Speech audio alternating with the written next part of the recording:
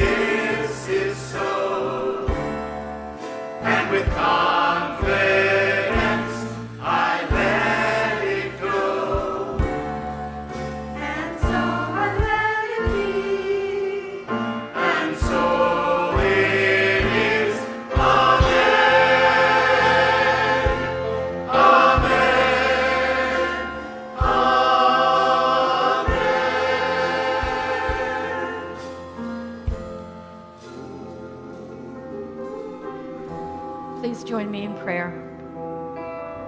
We know that God is one, that there is one presence, one power in the universe, one beloved being, one knowingness, one universal intelligence. And we know that it flows through the entire manifest universe, forever evolving and growing and changing the manifest universe, expanding, enlarging. And we know the same is true for us, that we are some part of this one, some undividedness of this whole life of God's, and everything that we think of as God flows through us and as us in the world. We are the manifestation of this one life with everything it comes with, from abundance to wisdom and everything in between. We know we are part of this one life. And so we give thanks for that. We know this for ourselves and for each other, and we celebrate. God is one, we are one as that. And so it is.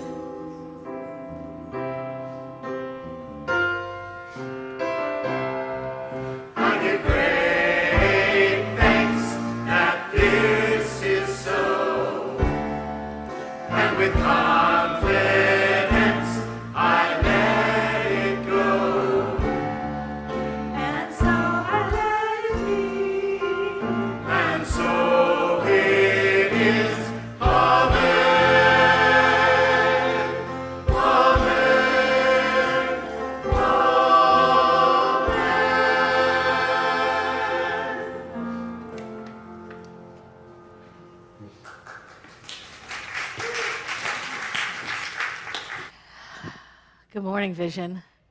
It's so wonderful to have the choir back, isn't it? Yay! I just love our Vision choir. Goodness gracious, it's lovely. And how are you this morning? Here we are, the last Sunday in September already. My goodness, it's just amazing. Who was here last week when we started celebrating Hispanic History Month? Oh my God, was that amazing or what? Was that food great? We tons of food celebrating Hispanic History Month. Who brought food in? Raise your hand. Oh my gosh, you guys are a blessing. Thank you so much. Thank you for sharing. Yes, unbelievable. Thank you for the participation. And I just wanted to, it starts on the 15th of the month, which I thought was odd at first, but they started with, I guess it's Mexican Independence Day. So that's why they started from this, right? That's the 16th. So they go from the 15th of the month, like Women's History Month starts on the 1st and Black History, but Hispanic History Month starts on the 15th and it goes through the 15th of the next month. I think that's wonderful. And I wanted to share, because we did for all the other special months, I wanted to share a Hispanic person not in history, but in present time, just a little bit about Justice Sonia Sotomayor. Okay?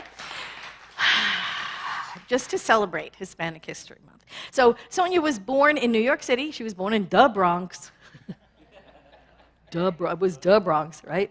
She graduated summa cum laude from I'm getting ahead of myself. She was raised Catholic.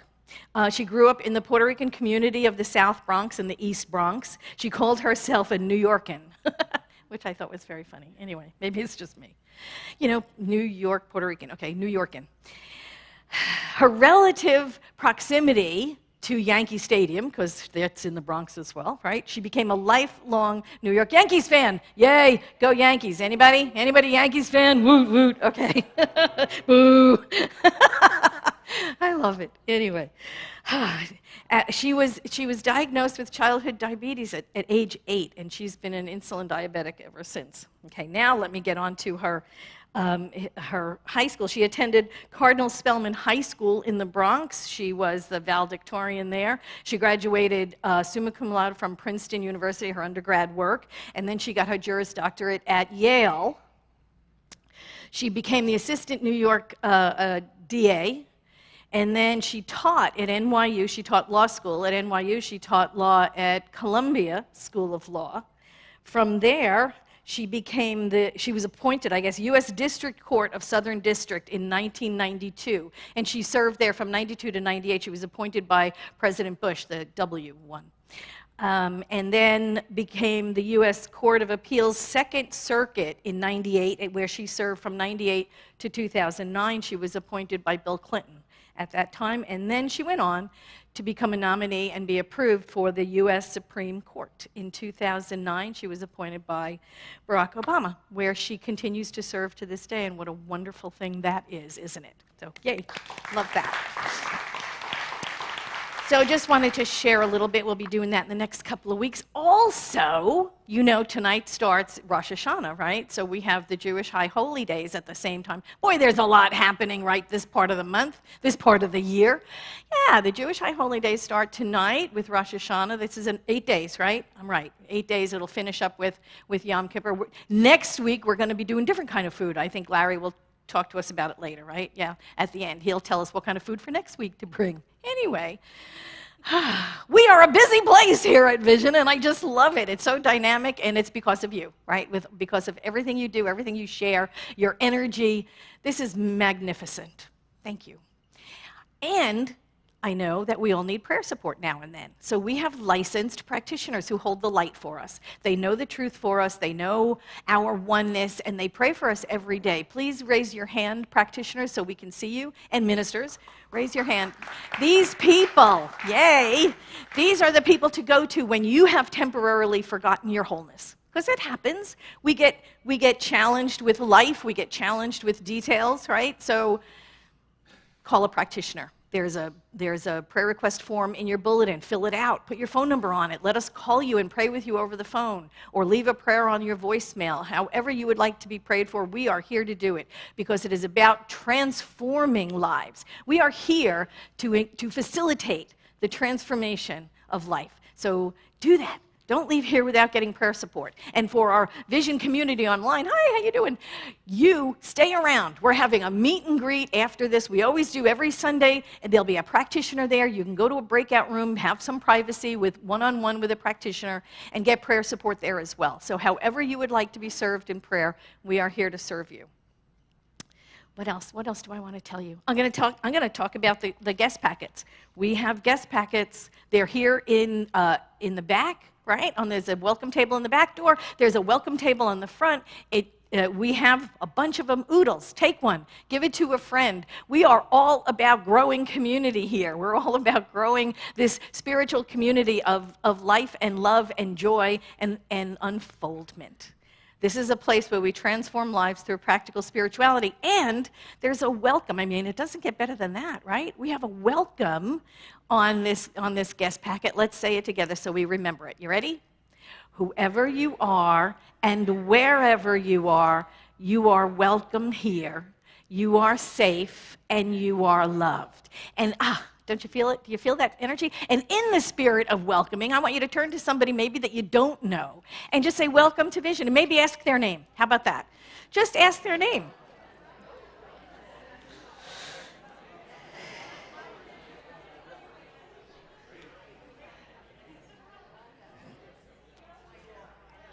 See, that was easy, right? Was that easy? It's easy to make friends here at Vision because we're such a loving community. See, you're not going to stop now. I get it. Okay. I'm going to turn it over. Where are you? I'm going to turn it over to you, James. Thank you. They're not going to shut up.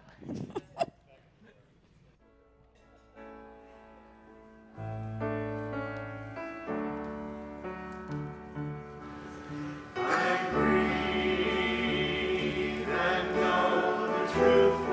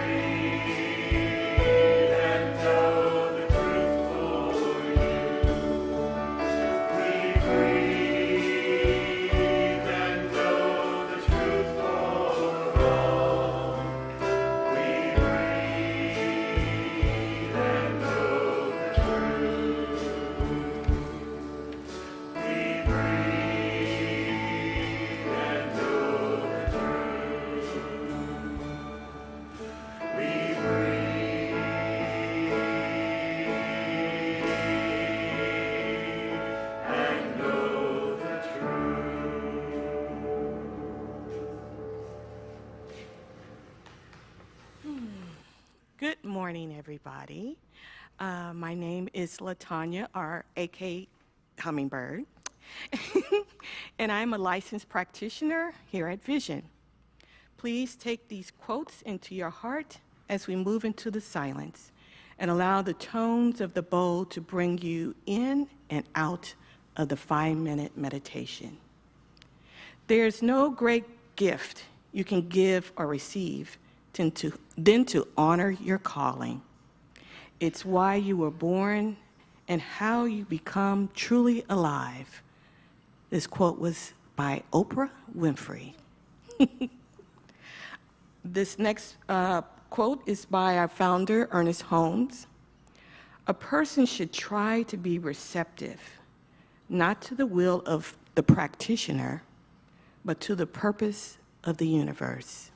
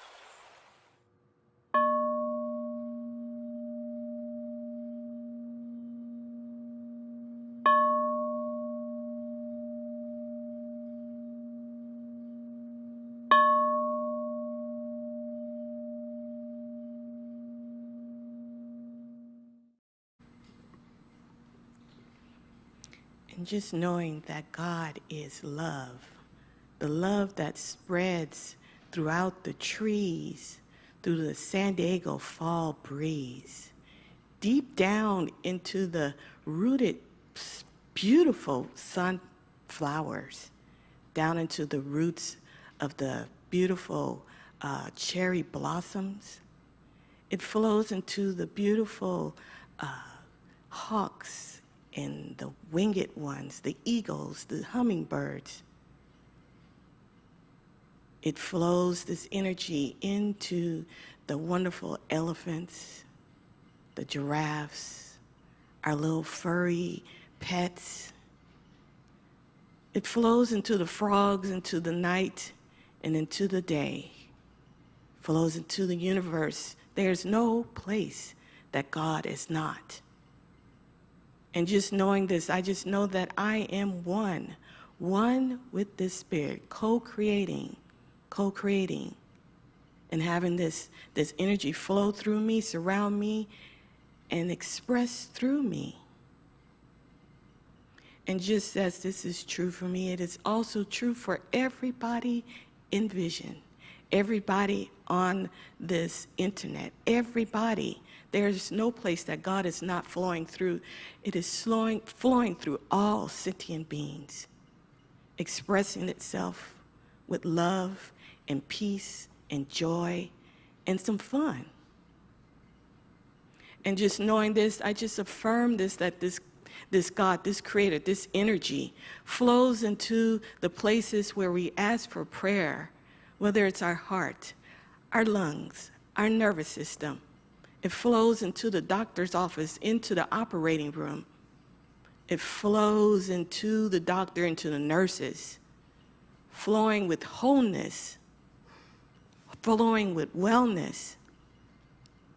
And just knowing that as we ask and pray for love, it flows right into us as it is love. Flows through that self-love, looking for love, being attracted to love. It flows.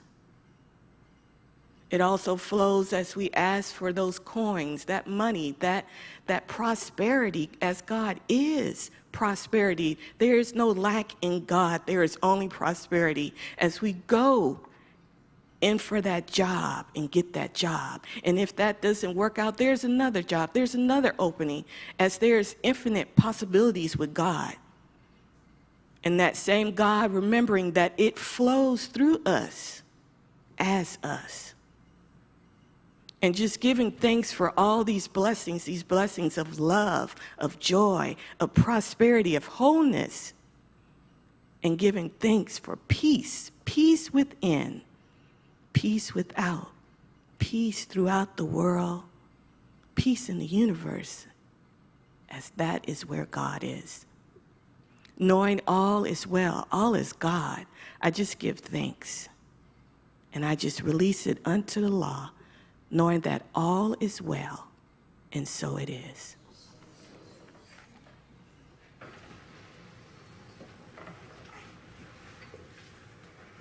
Expecting me to have them stand, and I said, hold that thought. Several months ago, when Russia began its invasion of Ukraine, we began standing as a congregation and closing out each of our celebrations with the song, Yes, There Is Peace on Earth. Just a way for us to affirm peace, to stand in solidarity with the people of Ukraine. And as the months have gone on, we've been looking for additional peace songs, things that would help us affirm and know and accept, declare, claim, and embody peace in our world, and to be that, and to stand for peace. So, in that light, we would like to teach you a new song today to help us do that. We're going to sing it all the way through, just in unison, so you get the hang of it, and then we're going to zhuzh it up a little bit, as only the Higher Vision Choir can do. And then later in the service, we're going to put the words up on the screen and invite you to sing it with us. But it's just called I Am the Peace of God.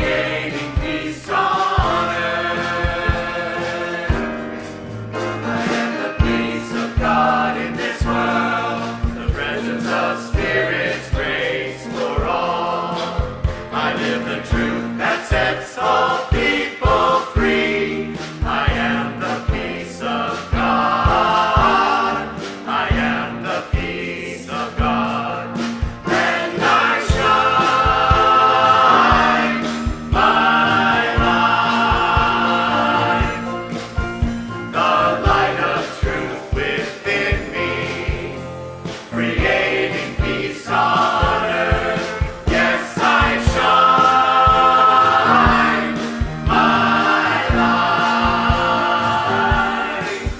the light of truth within me, creating peace on earth. And I shine my light, the light of truth within me, creating peace on earth. Yes, I shine my light, the light of truth within me, creating peace on earth, creating peace on earth.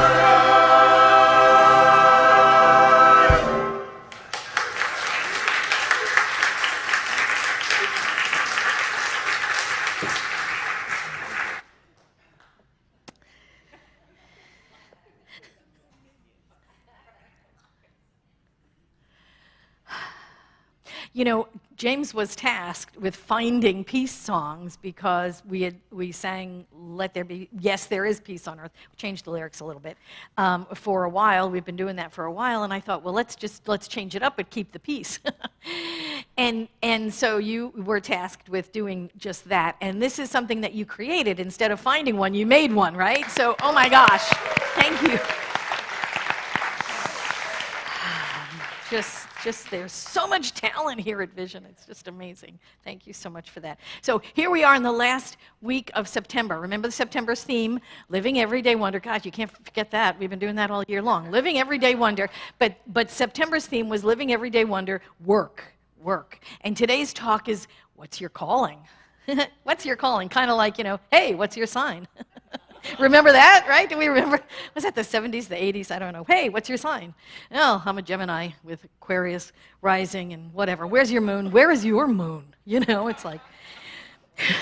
Well, Ernest Holmes said this. He said, if you ever believed that the stars govern you, or that your environment governs you, or that your opportunities govern you, recognize this as an hypnotic condition into which you have fallen. Yay. So, what's your calling, right? What's your calling? Sometimes we interpret that to mean, what do you do for a living? Right? Don't we? When somebody says, what's your calling, we think about, what do you do for the living? Is it the same thing, though? Really? Is it the same thing? I don't know. Gee, how many jobs? How many jobs have you had, right? I've had lots of jobs over the course of my lifetime. Goodness gracious. What was my first job? I was like a counter waitress at Kresge's. Anybody remember Kresge's? Holy moly. Yeah, I was a counter waitress. $1.90 an hour. I was like, really good. I've been a veterinary technician. I would assist in surgeries at the animal hospital. I've been a video analyst. Now there's a job that doesn't even exist anymore, right? I was a video analyst. I worked with professional photographers with their negatives, which there's no more of them either, right? So that job doesn't even exist. I was a cocktail waitress. Little black uniform, little pockets. I was so cute. Let's see, what was they referred to me as slow but personable. You gotta love it. I was a biomedical researcher. I moved out here. I became a real estate agent. Gross. I'm sorry, real estate agents. You must love your job and love what you do. Oh my God, that is the most frustrating job I think I've ever been in. Best job I ever had? Mom, without a doubt. Mom is the best job I've ever had. But is there a difference, right? Anybody have one job and one job only their whole career? Anybody? See this? Look, no. One person. I love it. Right? Some of us do. Two? There you go. Some of us are blessed to know what we do, right? Like we just know what our calling is, right off the bat. We just know what we want to do. But this is about, is there a difference? Is there a difference between your job and a career and a calling? Is there a difference, right? What is your calling?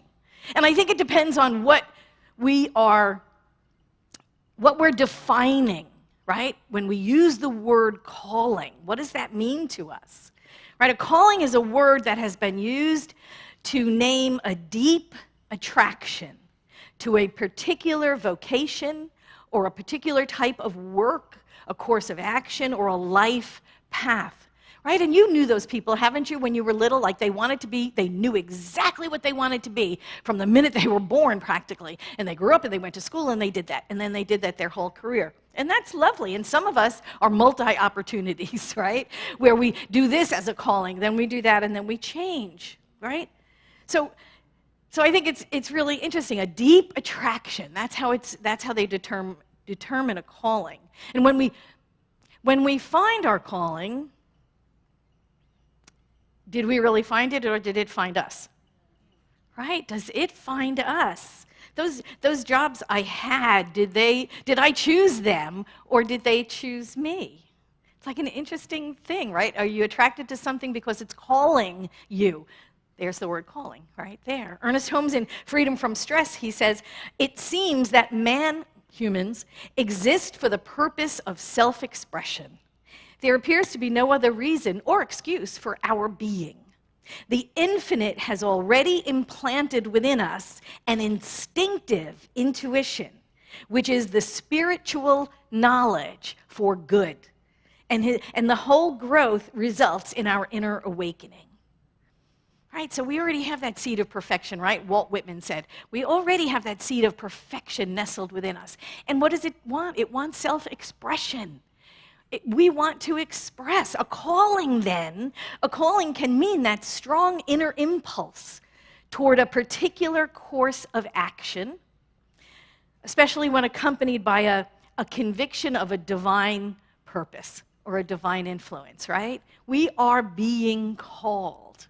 I love that idea, that Spirit is longing to birth something through us that can be birthed nowhere else.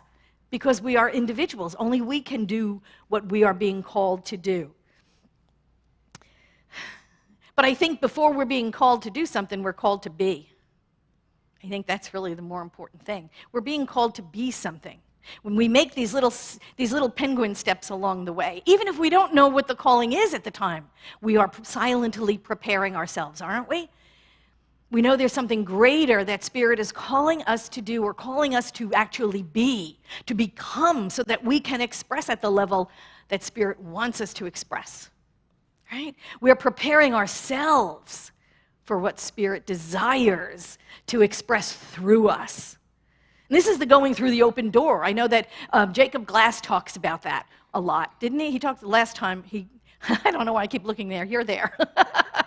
I know that Jacob Glass talks about that, right? Going through the open door. When something is open to us, what do we say? Yes. The Spirit is presenting something. Here, do this. Walk through the open door. This is going through the open door, right? Go this calling. Spirit is making a way, sometimes making a way out of no way. So it's our good fortune to be awake and aware enough to walk through it, right? Walk through that open door. That's part of answering the call, isn't it? To take advantage of the opportunities as they are presented to us. But in this country, a successful career is idealized, isn't it? In the United States. And this is often where we start when we want to think of what am I called to do? What am I called to be? We're very much geared in this country to being successful. And successful means something. It means a lot of money. It means a profession. It means a big house and an expensive car and whatever. You know, this idea of a successful career is idealized. And this is often where people start when they're looking to answer a call, when they're looking to be something in the world, right? Even when we're little, how many people asked you, how many of the big people in your life asked you, what do you want to be when you grow up? Oh my God, you're 8. What do you know? I mean, really, what do you want to be when you grow up? And then you graduate high school, and then you go to college. What are you going to major in, right? I don't know, give me a break. Let me find out what it's about, what life is about. And then you graduate college. What are you going into? What profession are you going into? What's your,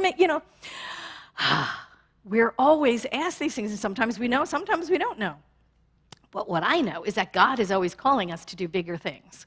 No matter what we're doing, God is always calling us to express in greater and greater ways in the world. God is always calling us. It's not about what you do, it's about revealing who you are in the world. That's what your calling is, revealing who you are and who you're going to be in the world. In Ephesians 4:1, it says, I urge you to live a life worthy of the calling you have received. I urge you, and that was Paul. I think Paul wrote letters to the Ephesians, right? I look at James because he's the expert.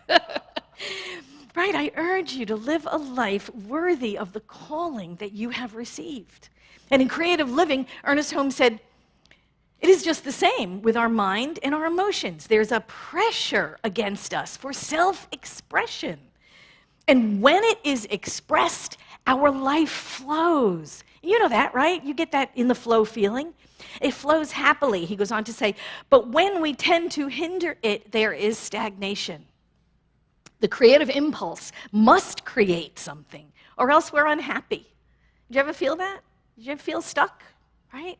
There's something for me to do. I don't know what the hell, I don't know what it is, but there's something there. There's some urge inside. There's something, and if you tamp it down, you're not expressing yourself. You're unhappy. That's what he says. The creative impulse must create. We're born to do that. We're born to create. We're born to express because we're part of this thing called God, right? This thing called God that is within us, and that's what it does. It creates. We are part of that, so we must create. But today, our culture, and for a long time, our culture reinforces consumerism, which is not the same thing as finding our calling, right? It is not. Consumerism tries to convince us to look outside of ourselves, right, for fulfillment. Look outside of ourselves, right, by buying the latest product, buying the latest book, engaging in the latest workshop, trying to look outside of ourselves all the time to fix what's wrong within us. It doesn't help us reveal our calling to buy the next product or to buy something. In fact, it can probably hinder, right, a spiritual evolution. It probably is one of the things that does keep us stuck. Is this rampant consumerism all the time. Oh, that'll fix me. Oh, that'll fix me. Oh, that, instead of going within and doing the work. The other thing is being busy. How many of us are busy, right? This country has made a lifelong industry in being busy. The busier we are, the better we are, right? Oh, no, I can't do that. I'm too busy. I can't do this. I can't meditate. I'm too busy. Being busy has become like a badge of courage or a badge of honor in this country. Not a good thing. It's not a good thing to be too busy. Like consumerism, being busy is a distraction from hearing Spirit's call. It's just another way to not sit still and not hear, and not listen, and not be present to the inner voice. Being busy is not a badge of honor that this culture would make you think it is. Right? And here's the other thing. Coworkers have gotten laid off all along the way, haven't they? I mean, there's been a trend all along the way for years and years, and nobody's hired to fill those jobs. And then what? And then the present employees, they're doing a job and a half now, or they're doing a job in 3/4. Why?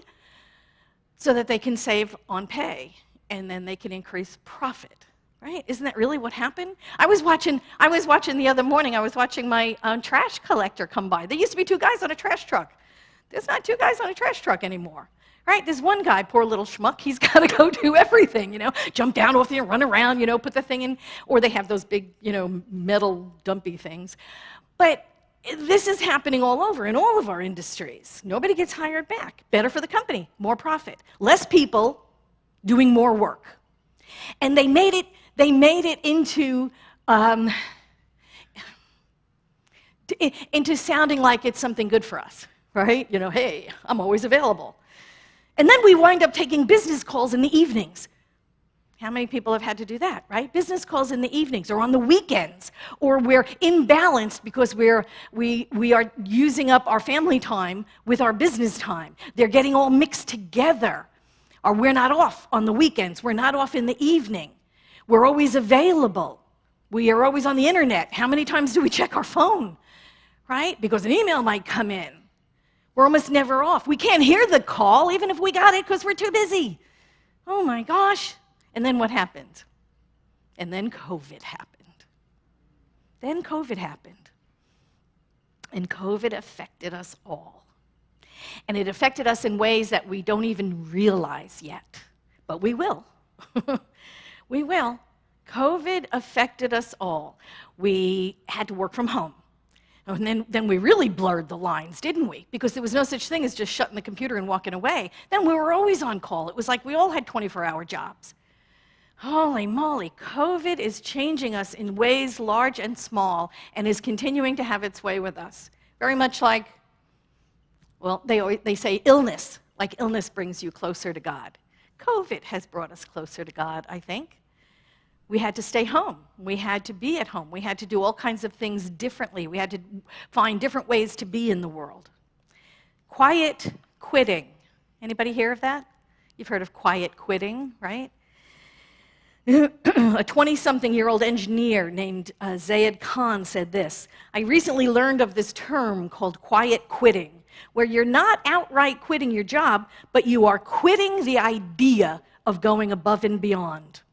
You're still performing your duties, but you are no longer subscribing to the hustle culture mentality that work has to be your life. The reality is it's not. And your worth as a person is not defined by your labor. And what a wonderful thing that is, right? There are lots of criticism about quiet quitting, but I understand that concept, right? This happened as a response to the understaffing of companies for the increased profit. COVID, working from home, spending more time with the family. Who knew? Making dinners. Wiping down every grocery that comes in the house with Clorox wipes. Do you remember doing that part? That was back in 2020. I remember that. Every single product that came into the house got wiped down with Clorox sheets. It changed us. This whole experience for the last 2 years has changed us. And I think this idea of quiet quitting, of shutting down the computer at 5 o'clock and walking away and going, I don't need to go above and beyond. I need balance in my life. That's what I need, right? It changed us in ways I think we are just beginning to understand. And this quiet quitting is just one symptom. It's about divorcing our ego from what we do for a living and not striving for perfection. You ask people in other countries of the world, what do you do? They don't answer, oh, I'm an engineer, I'm in marketing, I do this. No, you say, well, what do you do? Somebody answers, oh, I love to paint, and I love to be in the garden, and I go on trips with my family. They don't talk about what they do for a living to pay the bills. They talk about who they are. And I think we're getting back to that. I think COVID is one of the things that has brought us back to this idea of balance and this idea of who I am, not what I do. Setting boundaries. Simply completing the tasks that you're paid to do within the time frame you're paid to do them with no extra frills, no kowtowing to your boss or to customers. This is quiet quitting, which is really silly because that's the job you were hired to do, right? That going above and beyond thing as a badge of honor all the time. I think we're looking at that and saying, hey, wait a minute, that's a made-up construct. We are changed because of COVID. We are changed. We're seeking balance in ways I don't think we have in a long, long time. Ernest Holmes said this. He said, we want to live and we want to have abundance while we're here. And there seems to be nothing wrong with that. Substance is God. Substance is spirit. Supply is a manifestation of this invisible substance. Therefore, there is a spiritual idea back of it. There is a spiritual idea behind substance. If we wish to demonstrate happiness and success and abundance, whatever we do in this life, then it is certain that there is a law which cannot deny it. Right? We know this. We know when we set an intention, what does the universe say? It says, yes, it has to. We set the intention, the universe can only support it. He goes on to say, where am I? No, he didn't say that, I said that. This law that cannot deny it in such a degree as we imbibe the spirit of that law right action cannot be denied us. Just as light overcomes darkness, so the knowledge of limitless supply destroys poverty. The idea that we are surrounded by this substance, we are surrounded by this supply, and it automatically makes itself known in form because we align with it. We align with this power and presence that is always around us. Of course we want happiness. Don't we want happiness? I mean, don't we want happiness in this life? Of course we want happiness. We want success, however you define that, right? It's not only a dollar amount, it's not always a dollar amount. Of course we want abundance. We want a roof over our head and clean sheets and indoor plumbing, for God's sakes. Indoor plumbing. There's nothing wrong with desiring comforts, safety, security. And we are finding ways, new ways, to manifest that. We are finding new ways to be in the world. Look, some of us are working from home. We're never going back, you know? It's just amazing. My daughter has been working for Salesforce since March of 2020. She's never been in the building in San Francisco the whole time. You know, she's been working from home always. She went up there to intern, but that's it. And they have no desire to have anybody come back either. That big, gigantic, tall building in San Francisco, it's the tallest building in San Francisco now. I was like, I wonder who's in it, because everybody's working from home. We are redefining who and what we are in the world, and COVID was really the catalyst for this. We have slowed down. We have reestablished priorities in our life. Family's big. I want balance between my career and my family life. We use words, I've heard it over and over since COVID started, like since we're pretending it's gone, right? We're pretending it's gone now, and we're all up and running again.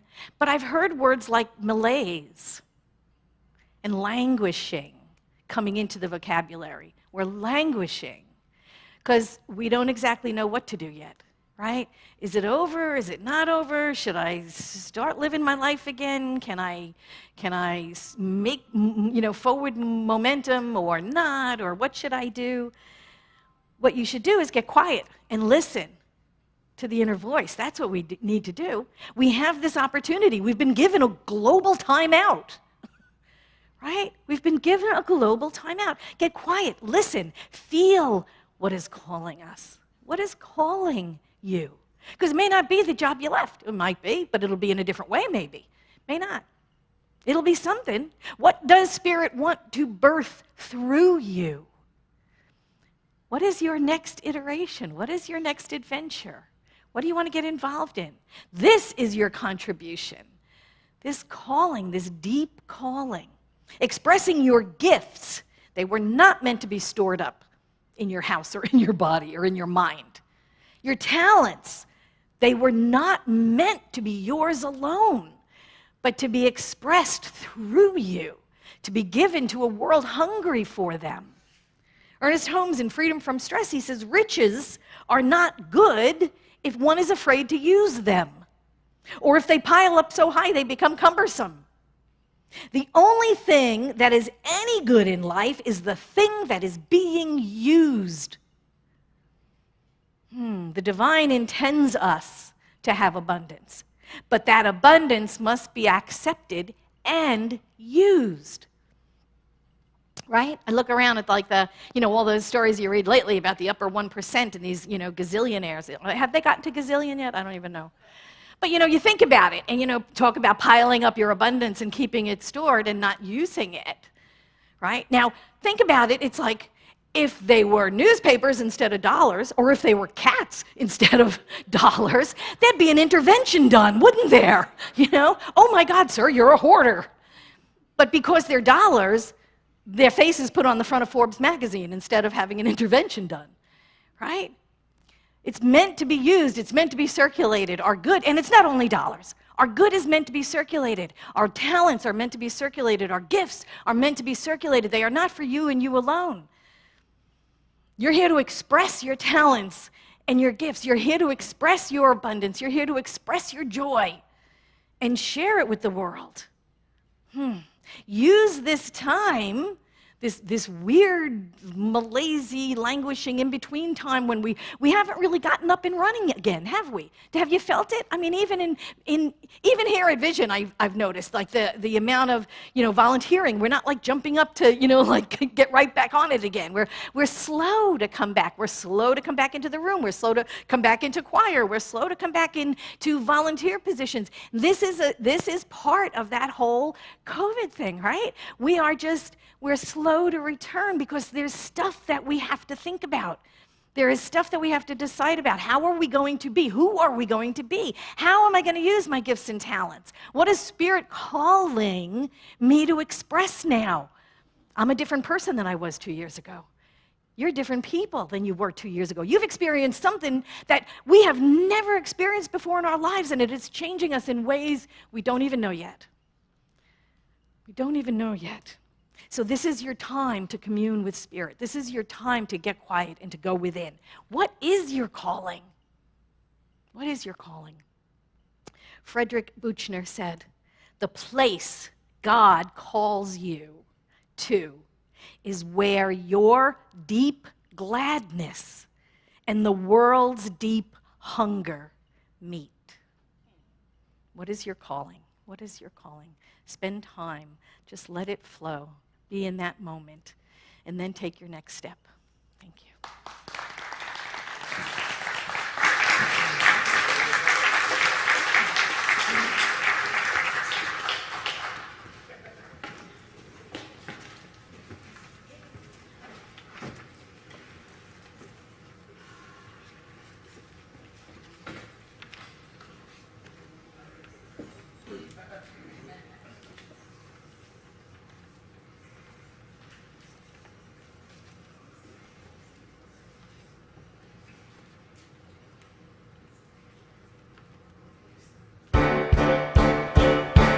It might seem crazy what I'm about to say.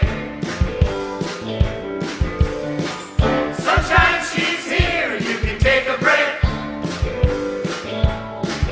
I'm a hot air balloon that can go to space. With the air, like I don't care, baby, by the way. Because I'm perfect at the long if you feel like a room without a roof. Because I'm happy.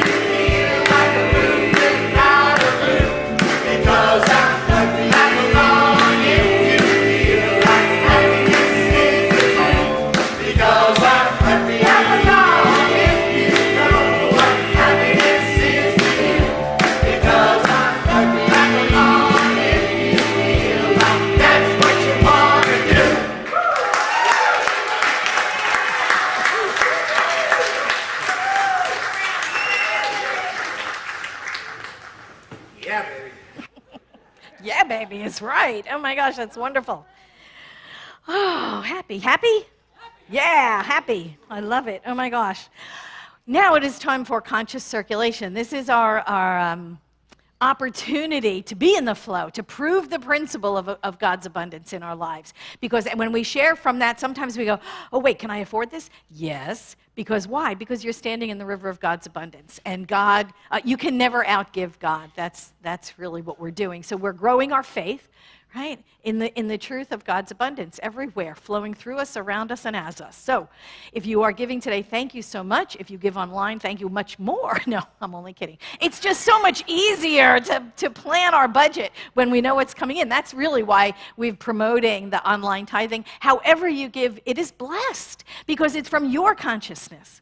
Right? This is your consciousness. This is about your idea of your being in abundance and being in the flow. So if you are giving however it is, we are so grateful. The Core Council is just so grateful for every cent that comes in here. It enables us to do what we do in this room and outside in the community. So if you are giving today, bring it into your mind. If you give online, just if you have it in your hand, just hold it in your hand or over your heart. If it is through the bank, just be conscious of that as we go into prayer, knowing that there is only one source and supply, and that is God. No matter where the money flows into your account, whether it's from work or from other funds or from wherever, we know ultimately it is only God. It is always God. It is only source and supply from Spirit, and it supports us. It flows into our experience. We remain in the flow. We pass it on to those people, places, and things that support us, and we know that we are forever accepting gratefully and giving graciously and remaining in that flow of giving and receiving. It is a powerful, powerful construct. It is a spiritual truth, and we are conscious, awake, and aware of it when we partake in it. Giving great thanks for this, I simply let it be, and so it is. So it is.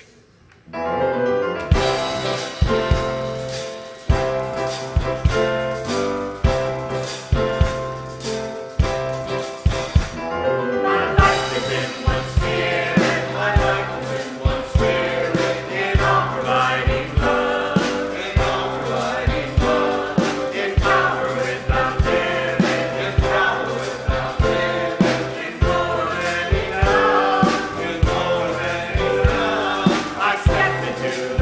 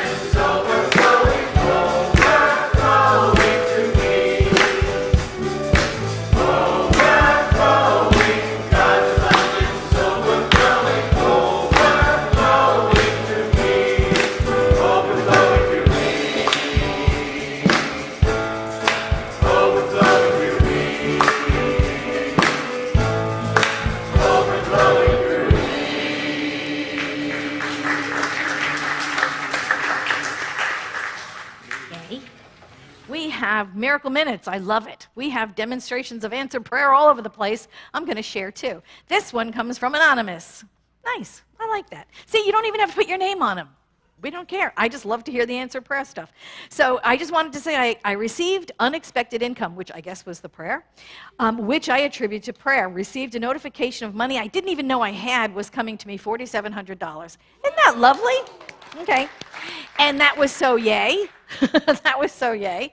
You know, also received a completely unexpected Amazon gift card. Do you see how these things happen? When we dwell, when we absolutely resonate and immerse ourselves in this idea, this truth that abundance is all around us, it begins to like show up in our lives. So, okay, gift card for no other reason. I just love it, right? And lastly, did not get the high-paying job I thought I wanted and have prayed this or something better, and if it's in my highest good, that she didn't get the job because that was in her highest good. It obviously was not a right fit for her. So, she said, I also have medical appointments and referrals for the next steps of treatment, which is too a miracle because they were booked through January, but she got the appointment in October. See how this works? This is like, talk about being in the flow. I love it.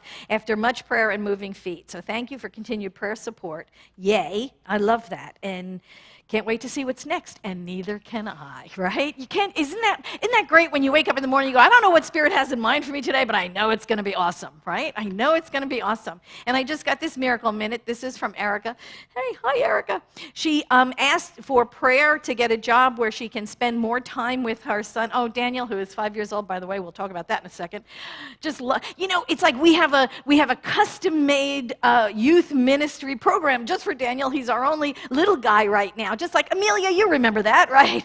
Here she is, she's a high school senior now, but she was a little teeny tiny too. And you know, whether we have one child in there or we have 50, it's like it doesn't matter. We do spiritual practice with the kids so that they can grow up.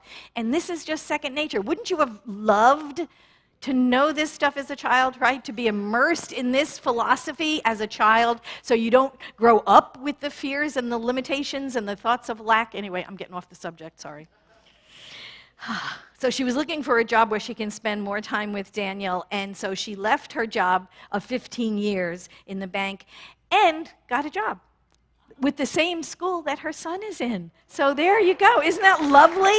And it's only 2 blocks from the home. Thank you, God, for prayers answered. I love that, and I love that. And have Daniel keep coming back because we are just kind of just immersing him, you know, in this spiritual practice and these spiritual principles, and it changes lives, right? It says so right there on that banner. Transformation, changing lives. Okay, I'm going on way too long. It was the coffee. John, I'm sorry.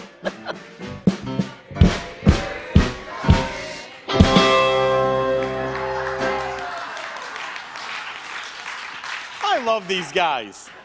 By the way, we just got another miracle minute from Daniel. He goes, my mom's going to be with me every day at school? We love you, Erica. Hello, everybody online. So we are having our meet and greet right after our celebration. Join us for to get together with our community. We have one-on-one prayer available with practitioners. Love to see you there and be a part of that. So tomorrow night, this room is going to be filled with music. We are going to have a 12-piece band sitting up on this stage and a full room of people. Come and be a part of this concert. Donnell and his big band experience is going to be here. It's it's Frank Sinatra. It's big band stuff. It is really cool. Andy Anderson will be up here. There are going to be about 3 or 4 other singers. Really good concert. This is going to fill your heart. Come and join us. There's tickets available in the Resource Center or online. You can buy those. It's going to be a great, magnificent concert. So Reverend Patti has got a class coming up called Advanced Consciousness Studies. Reverend Patti, you wanted to talk about that? Oh, you don't want me to talk anymore. You want I've been talking way too much today.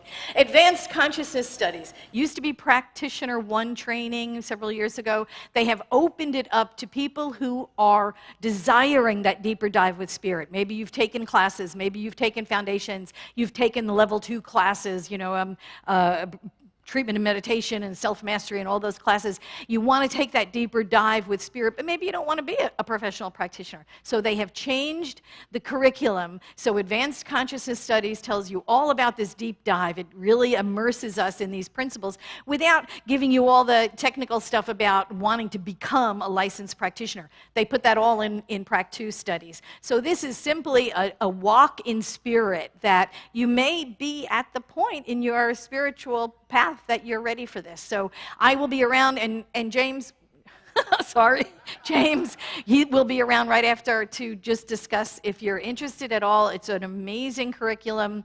It allows us to go really, really deep. You don't have to make the commitment to be a licensed practitioner, but just take that walk with us. All right, I'm talking way too much, sorry. And also, we have another class called the Chakra Party. Hummingbird Dixon's going to be talking about. Come on, Hummingbird, and chat a little bit about this. It's a class starting in October. Well, hello everybody again. So I invite everybody to this chakra party starting in October 13th through November 3rd. It's 4 weeks of the 7 major chakras. We'll be going through them, learning more about how they connect with our endocrine system. Also, we'll be learning, or you'll be learning, how to touch your aura. We will also be doing stuff with the guided meditation and the crystal singing bowls. And I'll be doing this with my wonderful assistant, Ron Young. So join us. It'll be right here in Vision, so you can let your hair down or your scalp or whatever. But come on over. It'll be fun because it's a chakra party. Thank you very much, Hummingbird. So Jacob Glass is going to be here at Vision on October 8th, right here on a Saturday morning. Join us for that. That is 2 hours of just excitement from the minute he gets in to the minute he's done. You will be filled with information. And you also, might have to cover your ears because there's some cuss words that come out of there too. So, but good stuff.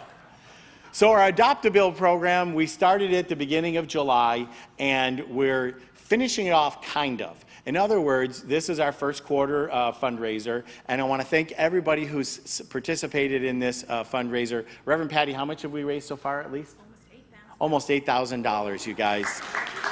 You rocked it. Thank you, thank you, thank you. And if you want to support today, you're still welcome to go to the bookstore or go online and donate. We're also going to keep that board up. You will see that. So during the year, if you feel like you still want to support it, it will be available for us. And thank you for doing that. That has been a very successful program. And we still have bills available inside of the... Where's your bill? We're not going to stop until we're billionaires. Oh. Wow. Anybody else want a microphone? These are bills, so you can get your bill. Go get your bill over there in the bookstore. You know what I mean? This is good stuff. We love the bills. Thank you, everybody. Reverend Patti will be back next week. Her talk title is Abundance is Mine, and heck yes, it is. And we will have Andy Anderson in the house band. How about that house band, too, huh? We have Jeff McCarrick filling in today with bass. Love Jeff. He's been a part of us for many, many years, helping us and supporting us. So the band is super. Good job. Larry Paris wants to talk a little bit about our congregational and theme food for next week. Thank you, everybody, for bringing food today as well. We appreciate it. The hospitality is going well. And by the way, we need help in tables and stuff, too. Here's Larry. Go. Well, first of all, we have an amazing hospitality today. So stay for it, even if you didn't plan to. Stay for it. Next week is it's towards the end of the Jewish New Year celebration. So we're going to have some Jewish New Year food that's indicative of the Jewish community. But I'm inviting everybody here to bring in whatever they use to celebrate New Year's. Whatever food is your family's food for New Year's, bring it in. And we'll have a New Year's celebration. Thank you.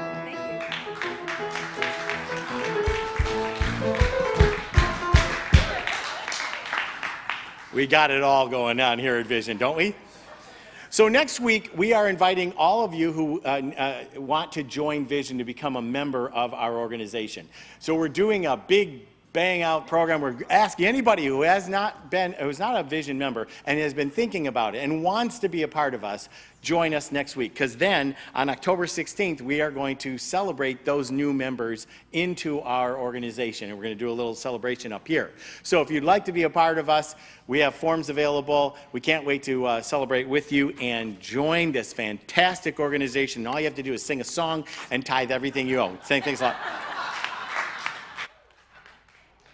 Wow, encouragement. We're going to stand up and we're going to say our affirmations. They're on your bulletin. They're in your bulletin. They're on the front page of the bulletin. I hope so. Yay. Okay, so we're going to say these together. Power, presence, just grounding in the truth of them, knowing they're the truth of us. You ready? You with me? I give myself permission to go after what I want. In every moment, I fulfill my purpose in the world. I have the power to create all the success I desire. Oh, we're going to do number 3 again because I want to hear the energy come up in that one because this is in us. It's the truth of us. You ready? I have the power to create all the success I desire. Holy moly, that feels wonderful. So let us just go within, knowing one more time, we are part of this greater thing. We are Spirit's expression in the world. Spirit is expressing through us, as us in the world. So as we awaken to this power and presence that is operating through us, breathing our breath, beating our heart, digesting our food, when we awaken to this powerful presence that is within us, that is the truth of us, we learn to express it in the world. We use these spiritual tools to manifest a life of our dreams, a life worth living, a fully self-actualized life of our desires. So I know this is true. I know in the mind of God it already is. We could not even have these thoughts if they did not already exist in the mind of God. So I know they are. I look forward to the expression, the manifestation, the demonstration right here on earth, giving great thanks for everything. I simply let it be, and so it is. So it is.